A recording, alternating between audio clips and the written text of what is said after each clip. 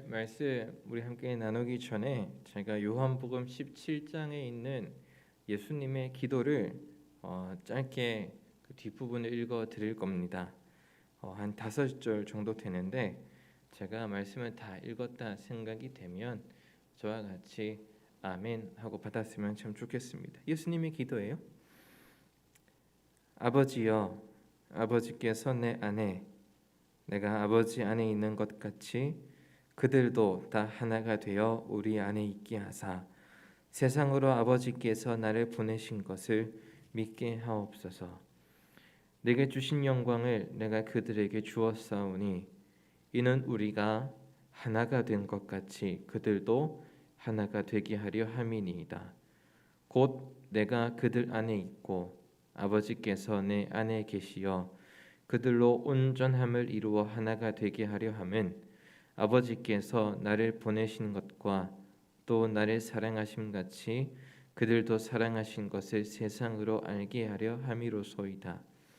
아버지여, 내게 주신 자도 나 있는 곳에 나와 함께 있어 아버지께서 창세 전부터 나를 사랑하심으로 내게 주신 나의 영광을 그들로 보게 하시기를 원하옵나이다. 의로우신 아버지여, 세상이 아버지를 알지 못하여도 나는 아버지를 알았사옵고 그들도 아버지께서 나를 보내신 줄 알았사옵나이다. 내가 아버지의 이름을 그들에게 알게 하였고 또 알게 하리니 이는 나를 사랑하신 사랑이 그들 안에 있고 나도 그들 안에 있게 하려 함이니이다. 아멘. 예수님께서 여러분 안에 또 우리 안에 있기를 원하십니다. 그런 하루가 되기를 간절히 소망합니다. 올림픽 다 보셨어요? 김길수 권사님 올림픽 보셨어요? 직접 모르니까 민망하시죠? 제가 요 앞에 있다고 해서 왼쪽을 안 보는 게 아니에요. 이은석 장로님 올림픽 보셨어요? 처음부터 끝까지 다 보셨대요. 여러분, 도쿄올림픽이 지난 8월 8일 폐막했어요. 폐막했습니다. 여러분, 연호올림픽이 다 그렇듯 이번 도쿄올림픽도 많은 관심거리들이 많았습니다. 이 도쿄올림픽을 전후해서 많은 이슈들이 있었는데 뭐 우리나라 것만 따지자면 올림픽을 앞서 문재인 대통령이 방일 일정을 취소하는 것 화두가 되었었죠. 그다음에 제가 생각했을 때 가장 문제가 되었던 건 일본 선수촌 숙소가 굉장히 부실했다라는 겁니다. 이 큰 덩치 크고 이 근육질의 선수들이 크고 이 무거운 선수들인데 일본 조직위가 골판지 침대를 갖다 놨어요. 골판지로 침대 틀하고 프레임하고 만든 거예요. 일본의 주장은 친환경이기 때문에 그걸 했다고 합니다. 그런데 그거 끝나면 그거 다 버려야 되거든요. 그럴 경우에는 더 친환경이 아닌데도 일본이 그랬다고 합니다. 게다가 숙소에 들어가면 여러분 뭐부터 보겠습니까? TV도 있어야 되고 냉장고도 있어야 돼요. 그렇죠? 여러분 여행 갔는데 호텔이나 뭐 어디 갔는데 냉장고하고 TV 없으면 거기 예약하시겠습니까? 안 하겠죠. 근데 일본이 선수촌 숙소에다가 이 TV하고 냉장고를 두지 않았다고 합니다. 나중에 알고 보니 유료였답니다. 그래서 따로 신청을 했었어야 됐답니다. 뭐 그런 문제들이 있었어요. 게다가 후쿠시마산 식자재 문제로 불거진 문제가 있어요. 그래서 한국이 선수들을 먹이기 위한 식자재들을 직접 공수해 가자 일본이 맹비난을 부었는데 미국 선수단도 한국 선수단처럼 식자재들을 공수했어요. 그랬더니 일본이 할 말이 없어진 거죠. 미국마저 그랬으니까. 일본의 생각에는 이 올림픽에 후쿠시마산 식자재를 공급하면서 선전을 하며 이미지 쇄신을 원했을 텐데 그게 뜻대로 안 되었던 것 같습니다. 뭐 그런 문제들이 있었어요. 올림픽 전에 뭐 우리나라의 양궁의 안산 선수 뭐 시끄러웠었죠. 또 여자 배구, 또 남자 야구, 또 뭐 각국 선수들의 올림픽 성과에 따른 포상 문제, 또 최근에는 배구 선수 김연경에게 감사 인사를 강요한 인터뷰 등의 여러 이슈들이 올림픽 전후로 많이 있었습니다.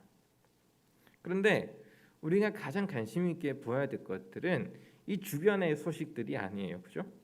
우리가 다 아는 것처럼 우리가 가장 집중해서 보아야 될 거는 결국 선수들이 코로나든 또 어려운 상황이든 불구하고 보여준 치열한 도전과 열정입니다.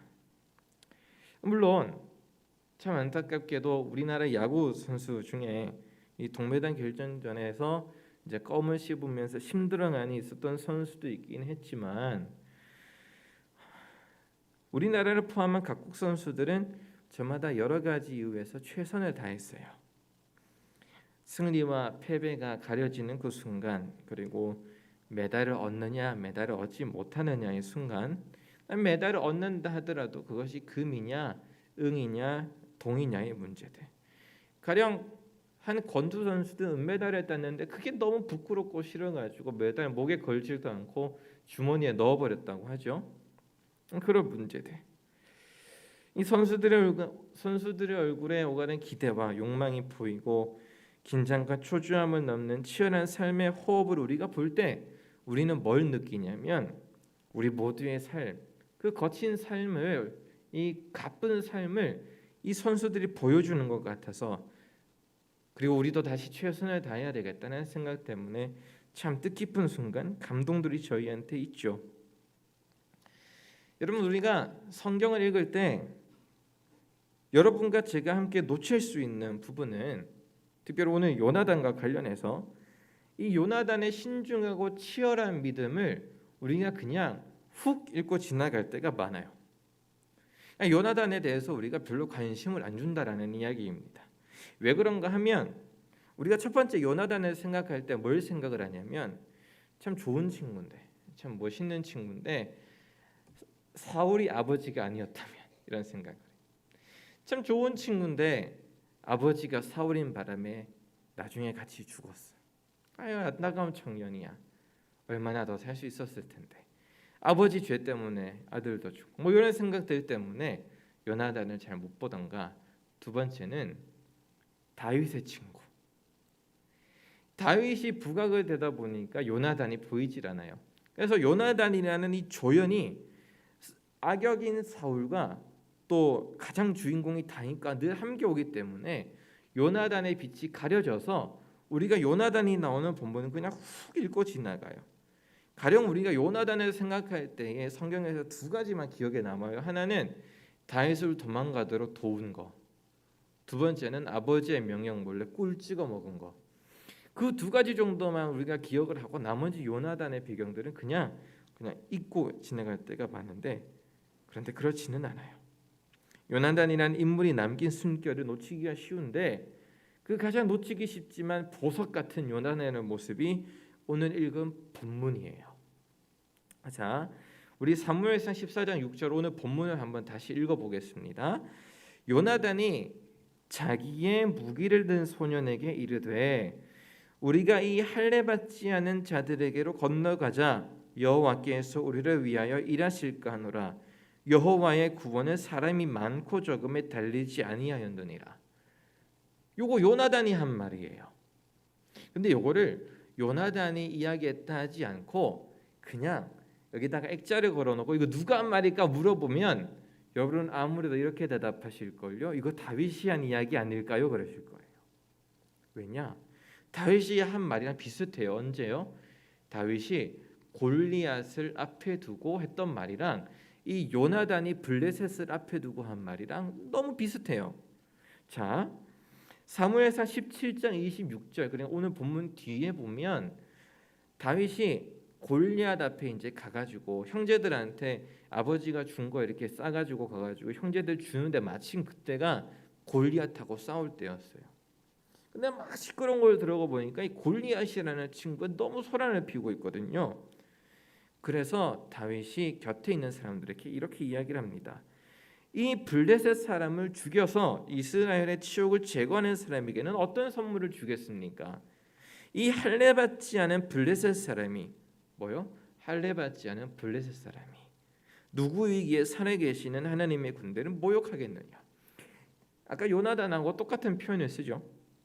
두 번째, 사무엘상 17장 45절을 보게 되면 다윗이 블레셋 사람 그 골리앗에게 이르되 너는 칼과 창과 단창으로 내게 나아오거니와 나는 만군의 여호와의 이름 곧 네가 모욕하는 이스라엘의 군대의 하나님의 이름으로 내게 나아가노라. 이거 요나단에 비하며 뭐가 비슷할까요? 요나단이 사람이 많고 적음에 달리지 않았느니라. 여호와의 구원은 요 부분이랑, 그러니까 다시 말해서 요나단의 말과 다윗의 말이 굉장히 닮아 있어요. 다시 말해서 요나단의 믿음도 굉장히 큰 믿음이었다라는 것을 우리가 쉽사리 알 수 있어요. 자, 그런데 이 말만, 요나단의 말만 보고 보면 요나단도 그냥 큰 믿음이었구나 우리가 지나갈 수 있을 텐데, 요나단이 지금 이 믿음의 고백을 하고 있는 상황을 우리가 한번 살펴보자는 거예요.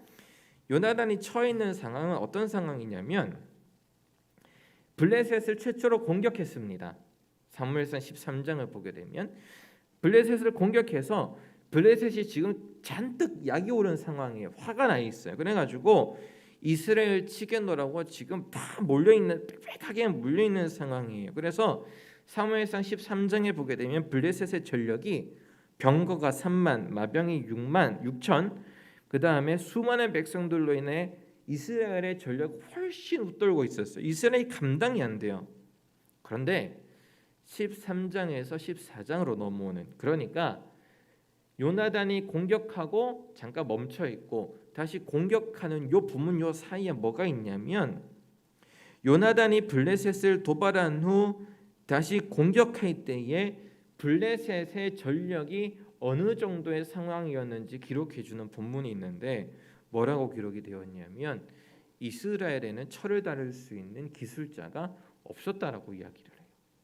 이게 무슨 말이냐? 이제 그걸 한번 생각을 해볼게요. 이 사무엘상 13장 19절에서 22절을 보게 되면 이스라엘은 철을 다룰 수 있는, 그러니까 이게 광물을 녹여 가지고 철기 그리고 철, 이게 무기를 만들 수 있는 기술이 없었어요. 게다가 철기보다 한 단계 아래인 청동칼을 들고 있는 사람도 사울과 요나단을 제외하고는 없었어요. 그러니까 이스라엘 사람들은 성경에 기록된 대로 괭이도 들고 삽도 들고 이런 농기구들로 블레셋이나 전쟁하려고 이렇게 대치하고 있었던 거예요. 게임이 안 되죠. 저는 여러분 태권도를 굉장히 좋아합니다. 그래서 지금은 조금 살이 많이 쪘지만 20대 초반까지만 해도 태권도를 했었었고 몸무게가 60kg, 62kg 아주 날씬했었어요. 그래도 그냥 저는 취미로 했던 겁니다. 취미로 태권도 하는 사람하고 올림픽 선수하고 붙으면 누가 이기겠습니까? 게임이 안 됩니다. 그분 앞에 서면, 국가대표 앞에 서면 여러분 그냥 기운 자체가 달라요. 이게 발이 오갈 때 그냥 바람 가르는 소리조차 그냥 달라요. 그것처럼 다윗과 그다음에 지금 이스라엘과 블레셋은 게임이 안 됩니다. 그래서 이 짧은 내용, 이스라엘이 철을 다룰 수 없었다는 내용은 생각보다 이스라엘이 처한 상황이 굉장히 힘들었다라는 것을 의미해요. 히브리 사람이 칼과 창을 만들까 두려워하여 철기 문화를 이스라엘에게 블레셋이 전하지 않았다라고 하는 기사는 이스라엘이 단지 그냥 무기가 없었다라는 것을 이야기하는 것이 아니라 이스라엘이 정치와 외교와 군사의 분야에서 어느 누구의 도움과 교류를 구할 수 없는 외톨이였다라는 걸 이야기를 해요. 그리고 정치와 외교와 군사력의 이 약세, 어려움을 뚫고 나가만 믿을 만한 지도자들도 이스라엘에 딱히 없었어요. 그러니까 믿을 만한 구석이 이스라엘에는 하나도 없었다라는 것을 우리는 어렵지 않게 추측해 볼 수가 있습니다. 게다가 이 철기 문화가 없었다라는 것, 더 중요한 것은 기술력이에요. 다른 나라보다 블레셋보다 농업 기술력을 포함한 생존에 필요한 기술력도 현저히 작았다라고 우리가 볼 수 있어요. 강경화 전 외교부 장관이 추천하기도 했던 제레드 다이아몬드의 총균세라는 책의 내용을 한번 살펴보면 여러분 문명이 발달할 초기 수렵과 채집, 그러니까 농사를 짓지 않고 과일도 따먹고 그냥 곡식도 가다 베어 먹고 가령 목동들이 양을 치면서 양을 이제 먹이고 지나가는 어떤 그런 것처럼 이 수렵과 채집으로 식량을 얻을 때와는 비교할 수 없을 정도로 이 정착 생활, 농경 생활, 그러니까 농사를 짓는 생활이 사람의 삶에 안정을 주었다고 합니다. 단순히 식량을 많이 얻는 것 넘어선 이유가 있었다라는 거예요. 여러분, 가령 출산율, 아기 낳는 거, 우리 인구가 늘어나는 것을 한번 생각을 해보면 수렵과 채집, 그러니까 농사를 짓지 않고 열매도 따먹고 그냥 밭에 있는 거 주워 먹고 이런 그 채집 민족들은 출산율이 한 4년에 한 번 정도였다고 합니다. 다시 말해서 아기를 낳으면 이 애를 데리고 늘 움직일 수가 없는 거예요. 아기를 낳으면 이 아기가 다 커서 좀 걸을 수 있을 때까지 멈췄다가 다시 이동을 해야 되는데 출산을 계속하게 되면 그 텀이 계속 길어지는 거예요. 그런데 농경 민족들은 농사를 짓고 정착을 하게 되면 여기에서 자유로워요. 언제든지 아기를 가질 수가 있고 출산할 수 있게 돼요. 움직임의 제약이 없어져요.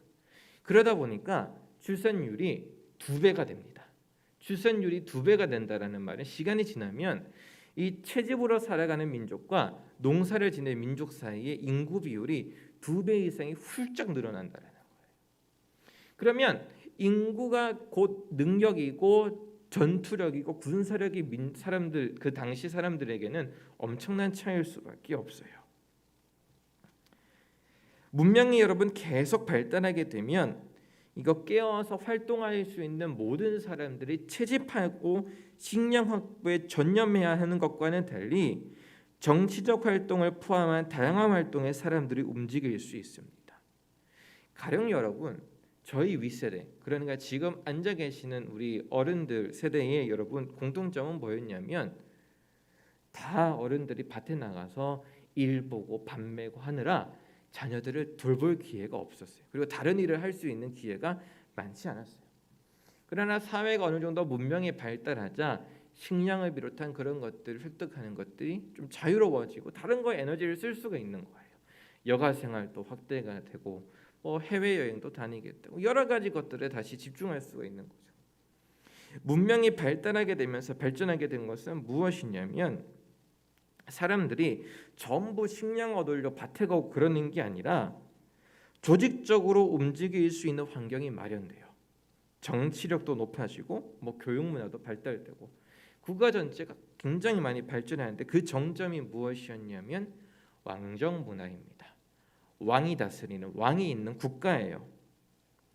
안정된 조직의 틀을 기반으로 무엇을 할 수가 있냐면 더 유연하고 빠르게 정복 활동을 할 수가 있습니다.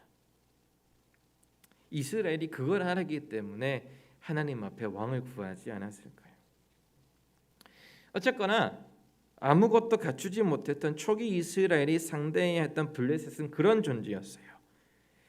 그들이 철기 문화를 가지고 있었다라는 것은 단순히 그냥 무기가 많았다라는 것을 의미하지 않고 보다 더 많은 식량을 가지고 있었고 보다 더 많은 인구를 가지고 있었고 보다 더 좋은 조직력을 가지고 있었고 보다 더 좋은 주변 국가들과의 외교 능력을 가지고 있었고 외교 능력을 가지고 있다라는 것은 무역으로 더 좋은, 더 많은 부를 쌓을 수 있는 능력이 있었어요. 경제적으로도 군사적으로도 모든 면이 이스라엘과는 비교할 수 없었던 것이 블레셋이었습니다. 그 표현이 오늘 성경에 어떻게 기록이 되었냐? 이스라엘은 철을 다룰 수 있는 기술이 없었고 블레셋은 그것을 가지고 있었다. 이렇게 표현이 되어 있는 거죠. 더 중요한 것은 식량과 인구와 조직력과 군사력과 외교 능력과 이 무역과 이런 모든 것들을 다룰 수 있는 누가 있었다? 지도자들, 사람이 있었다는 것이 블레셋의 힘이었어요. 그게 이스라엘과의 결정적 차이입니다. 게임이 안 되죠. 단순한 비교로는 이길 수 없는 블레셋을 앞에 두고 요나단이 굉장히 무모하게 적군을 향해 나아갑니다. 굉장히 빛나게 보이죠. 그리고 요나단은 멋진 승리를 거두어요. 14장 15절에 기록이 되어 있기를 들에 있는 진영과 모든 백성들이 공포에 떨었고 부대와 노략군들도 떨었으며 땅도 진동하였으니 이는 큰 떨림이었다라고 기록을 합니다. 여러분, 이 모습을 보고 사울이 요나단에게 합류를 합니다.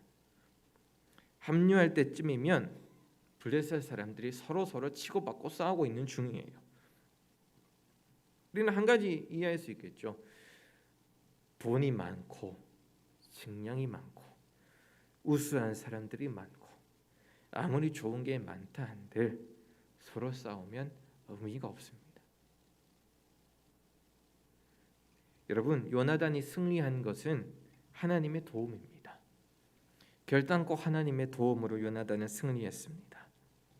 요나단의 믿음의 고백을 하나님이 들으시고 이길 수 없는 적을 능히 이길 수 있는 힘을 주셨습니다. 여러분, 이건 요나단에게만 한정된 것은 아니었어요. 왕정이 시작되기 전인 사사기에서도 여러분 얼마나 많은 사사들이 이길 수 없었지만 하나님이 그때그때 부어주셨던 성령의 능력으로 적군들을 이겼습니까? 삼손이 그러했고 드보라가 그러했고 기드온이 그러했고 이길 수 없는 환경이었지만 극복할 수 없는 환경이었지만 하나님의 도움으로 그때그때 걸어갔던 거예요. 여러분, 근데 여기서 우리가 유념할 것은 요나단이 이 믿음의 고백을 그냥 주문처럼 외워서 가볍게 내뱉은 말이 아니라는 거예요. 그냥 닥쳐진 문제를 지금 당장 그냥 임기응변으로 이겨낸 것이 아니라는 거예요. 올림픽 선수들이 긴장이 역력한 상황에서도 지금까지 훈련한 결과를 쏟으려고 고함을 지르고 함성도 지르고 때로는 욕도 하고 막 하는 것처럼 이 요나단의 이 고백 뒤에는 가려진 게 있는데 그것이 뭐냐면 하루하루 충실히 쌓아 올라간 믿음의 삶이 있었어요. 어떻게 그렇게 이야기할 수 있느냐? 요나단과 그 무기 든 사람이 이야기하는 장면에 그렇게 기록이 되어 있어요.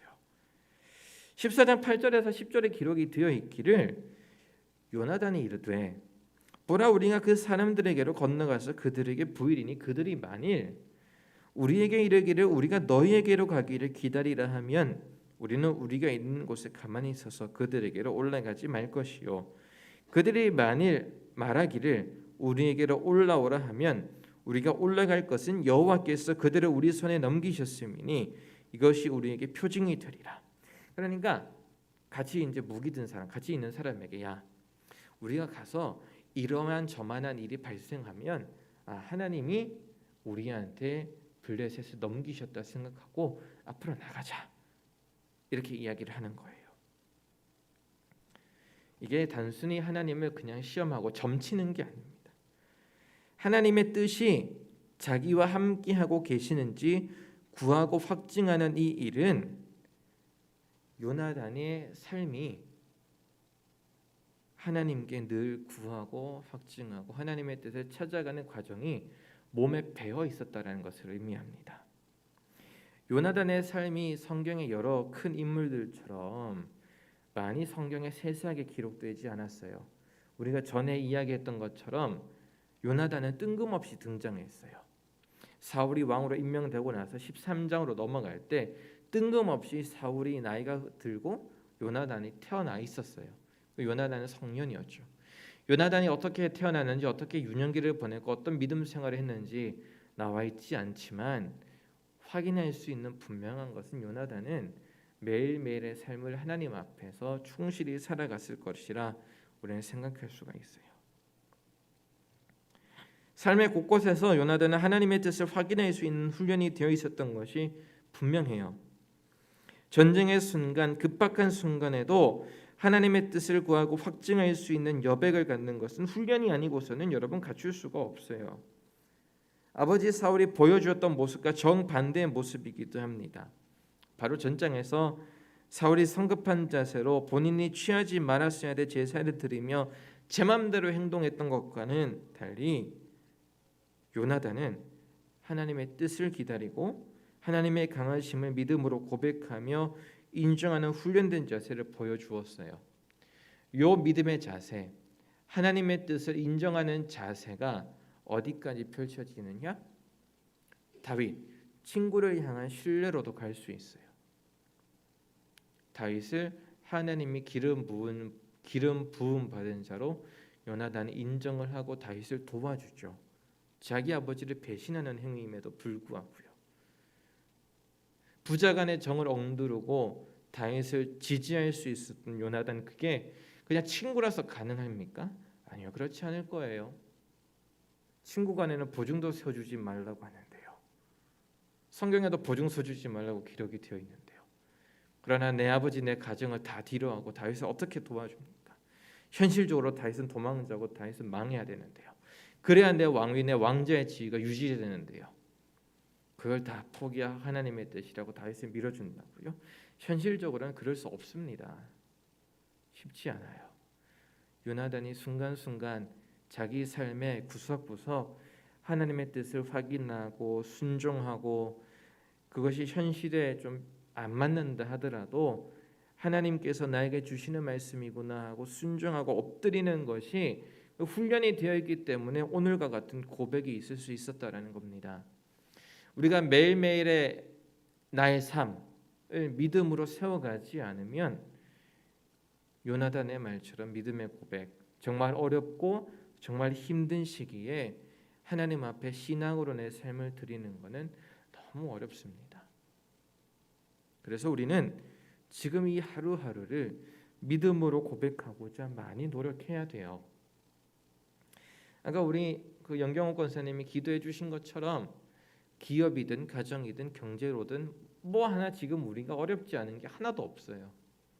이 어려운 순간 우리가 하나님 앞에 신앙으로 다시금 일어서고 하기 위해서는 아주 작은 것부터 다시 하나님의 주권을 인정하고 늘 하나님과 동행하고자 애써야 돼요.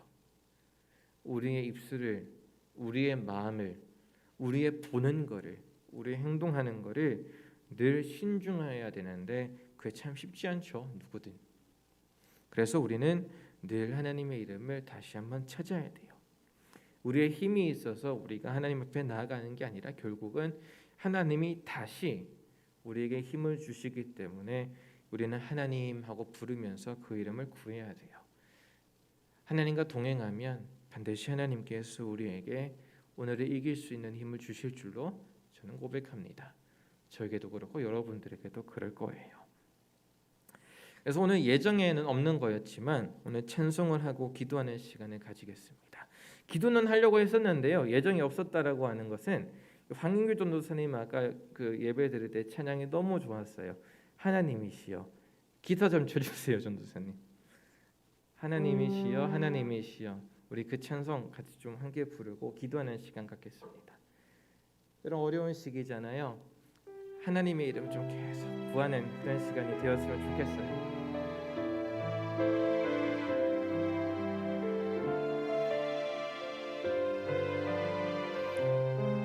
하나님이시여, 하나님이시여.